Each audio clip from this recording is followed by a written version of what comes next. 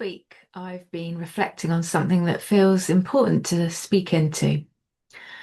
As more well-known spiritual figures are being questioned, and as technology accelerates, I'm noticing something else rising alongside it, and that is mimicry.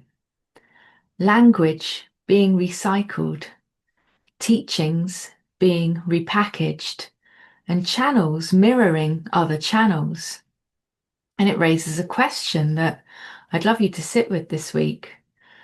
In a world where voices are amplified and easily copied, how do you recognize what is truly embodied and what is simply repeated? We're moving further into what many call the Aquarian age, an era associated with collective power, decentralization, and technological expansion.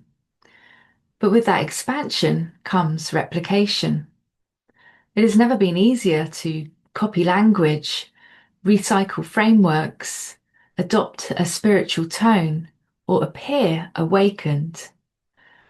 I'm noticing more channels using almost identical language, identical structures, even a similar rhythm. And unless you slow down, it can be really difficult to sense where something originated. Now, this isn't about shaming anyone. It's really about awareness. Because true initiation leaves a mark. Real initiation dismantles you. It strips identity and it humbles you. It removes the need to appear advanced. Embodiment is often a complete breakdown of who you were. And when someone has walked through real loss, real identity collapse, real dismantling, you don't feel performance, you feel depth. There is less urgency to convince and less need to dominate a room. There's more spaciousness, and that's quiet power. And in the years ahead, you won't be choosing between loud and quiet. You'll be choosing between charisma and coherence.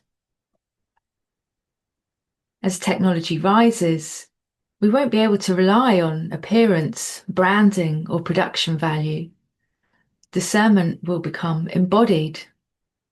You'll begin to ask, well, does this person feel regulated? Do they feel congruent? Is there steadiness here? Or subtle urgency and hierarchy? Because language can be copied, embodiment cannot. And sometimes size and longevity create perceived credibility. But growth does not automatically equal integrity. And scale does not automatically equal embodiment. Discernment isn't being cynical. It's conscious awareness, emotional maturity. And of course, until you're fully anchored in your own frequency, you may need support discerning what to engage with and what to walk past. And this is where refinement comes into play. Notice how you feel after being in the presence of a guide or a spiritual teacher. Do you feel lighter, more empowered, calm? That's your signal. So this week's resonance note. This week, notice, where are you drawn by charisma? And where are you drawn by steadiness? If something feels slightly tight in your body, pause, because discernment is sovereignty. So if this reflection resonates, I explore these themes and share deeper insights, guidance, and offerings through my Substack platform and my private mailing list. If this week's Harmonic Pulse resonated, then you're welcome to join if you'd like to continue the conversation. Have a good week.